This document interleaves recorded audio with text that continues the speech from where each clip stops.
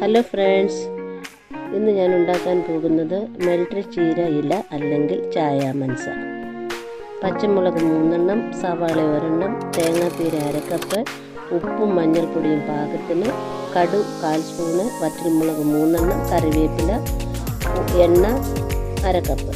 സവാളയും പച്ചമുളകും തേങ്ങാപ്പീരയും നന്നായി ഞെരടി ഇളക്കി യോജിപ്പിച്ച് ചൂടായ പാനിൽ എണ്ണ ഒഴിച്ച് കടുകിട്ട് പൊട്ടിയതിനു ശേഷം വറ്റൽമുളകും കറിവേപ്പിലയും കൂടി മൂപ്പിച്ച് ഞെരടി ഇളക്കിയ കൂട്ടും കൂടെ ചേർത്തിളക്കി മയപ്പെടുത്തിയതിലേക്ക് ഗുണമുള്ള പൊടിയായി അരിഞ്ഞു വെച്ച ചായ മനസയിലയും കൂടി 2-3 മിനിറ്റ് ഇളക്കി വേവിച്ച് തോത്തിയെടുക്കുമ്പോൾ ഉള്ള ആ ഒരു മണവും കഴിക്കുമ്പോഴുള്ള ആ രുചിയും ഒന്ന് പറയാതെ തന്നെ വയ്യ.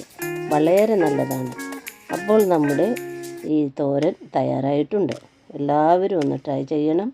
അതേപോലെ സബ്സ്ക്രൈബും ലൈക്കും സപ്പോർട്ടും ചെയ്യണം. Thank you.